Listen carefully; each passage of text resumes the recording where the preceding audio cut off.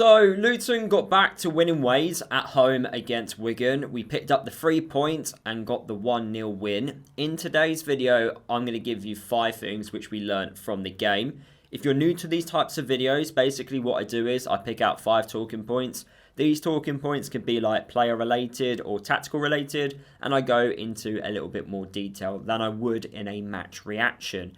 Before I do, can we please smash the like button on today's video?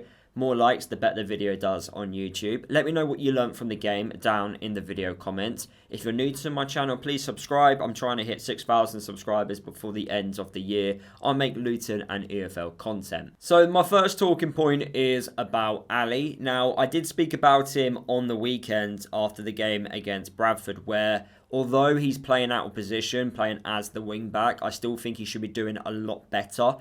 Doing the basics. Your passing ability, and also when you do get onto the ball, what can you do? What can you offer us? Because I felt when he had the ball, he didn't really offer anything. And yes, okay, you're out of position, but I still think you can do a bit more. Now, in the game against Wigan, he was playing a lot further forward, which everyone wants him to be a lot further forward.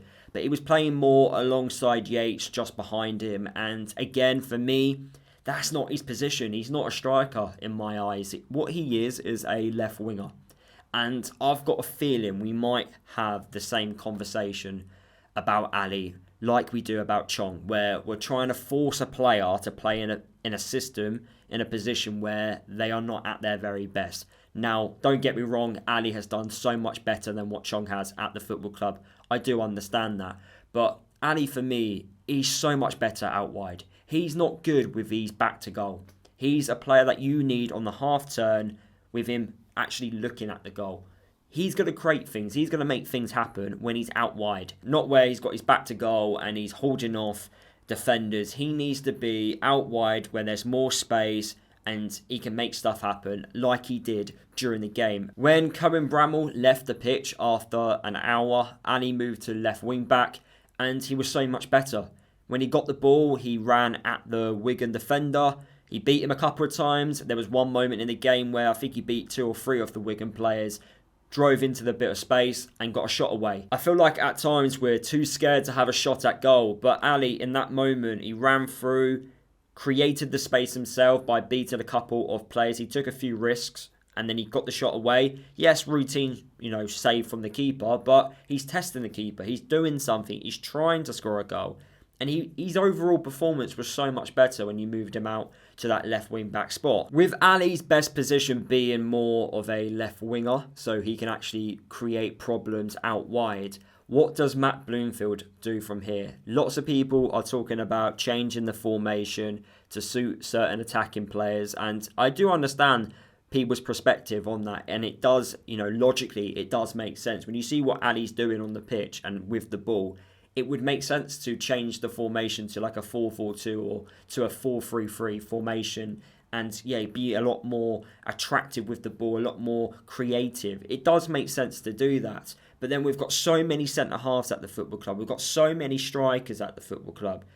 We're going to have to figure out a way to figure this all out. And I do think we need a couple of players to leave before this window finishes. We need some players to go because right now I feel like we're playing the 5 at the back system because it suits majority of the squad. However, there are some players that actually don't fit the 5 at the back system. They fit a different system and it feels like we're just caught in between all these different football systems, and Matt Bloomfield and the coaching staff are trying to figure out what the best one is for the right personnel. I feel like we're going to get to a point where we're going to have so many key players on the bench because they just don't fit certain personnels and the balance just isn't right all over the pitch. I've been talking about how the midfield balance isn't right, and I saw it again against Wigan. Something still isn't right in that midfield for me. Moving on to my second point from the game against Wigan, and that is talking about Lasse Nordås, or shall I say Nordås, because that's apparently how you actually say his name. I thought it was great when he came onto the pitch. Again, it's another good sub-appearance for me. That's back-to-back good sub-appearances. I actually thought he did well when he came onto the pitch against Bradford on Saturday. I know the overall performance from the whole Luton team wasn't good enough anyway, but I did think he had an impact when he came off the bench against Bradford, and he had a much better impact when he came on the pitch against Wigan. In fact, I felt the game completely changed in the second half. I thought he was fantastic at linking the play up. I thought he's holding onto the ball in the right moments, helped get other players around him more involved. I felt Jerry Yates, his performance got better when Lasse Nordås, it feels weird saying it like that, when he got onto the pitch. It's just a shame that Jerry Yates, he's not match fit. He still isn't up to speed, which is frustrating because he's had a lot of minutes now. So hopefully he'll get there eventually, but he definitely isn't sharp enough for me. There was an opportunity he had. I think that it was just on the edge of the box where he could have got a shot away, but he just took too many touches and the Wigan defender ended up blocking it. But yeah, I thought his performance got better when he was alongside more of a target man type of striker. I feel like the whole of the Kenny was absolutely gutted when he hit the post because it was so close to going in. It was a fantastic effort from outside the box. Also, that moment where he looked like he was going to go clean through on goal. Unfortunately, the Wigan defender ended up getting back to defend that. And also, there was a chance as well, and it was fantastic defending by the Wigan defender, where Yates and Nordås both went for the same ball. It was pretty much on the goal line and the Wigan defender cleared it away for a corner. An unbelievable opportunity to make it 2-0 there. I just feel like Lasse Nordås just lacks a bit of confidence. I think once he gets that belief within himself, I think we will see a really good player. I do think there's a player there. We just need to see that confidence, that belief in himself that he can do it. He definitely has, asked the question though, should he be starting this Saturday? Let me know down in the video comments. Moving on to my third point, and I've already mentioned it, and that is the lack of confidence. I do think there's a lack of confidence throughout the whole team. I don't know if losing so many games over the last 18 months has impacted the team, and that's why there is a lack of confidence. There is a lack of actually wanting to take that risky pass. I don't know what it is, because there were moments in the second half where we did move the ball with a bit of urgency. We were taking the risky pass. We were trying to take players on. Whereas in the first half, we were playing too safe. And it's been like that since the start of the season. I don't think it matters what formation or what system you're trying to play. I think there is a mentality, a confidence issue right now within the squad. And maybe getting these little wins, although we're not performing amazing, is slowly generating the confidence amongst the group. Something's not right. For me, when I'm watching us play, there's only one player in the team that I feel comfortable that once they receive the ball, they can, one, look after it, but also, two, play a forward pass, and that's Walsh. Walsh, for me, is absolutely key right now in the way we are trying to play. He gets the ball forward and actually tries to make something happen, whereas I don't think some of the other players are helping. I would like Clark to drop deeper at times, especially when he's going large spells in the game when he's not actually receiving the ball. I would love him to just drop deeper, pick the ball up and progress up the pitch that way. Jordan Clark's really good at progressing with the ball. I personally think his dribbling ability goes under the radar a bit, and he does win quite a lot of fouls. That could obviously open up more opportunities for us and help us get up the pitch. So I feel like there is a lack of confidence amongst the starting 11. But this can't continue though, because we've got players coming back from injury, coming back from suspension as well. We're going to get stronger. And we can't afford to have players that are just not got the right confidence, the right mentality when they do start, because that will give another opportunity for a player that's sitting on the bench.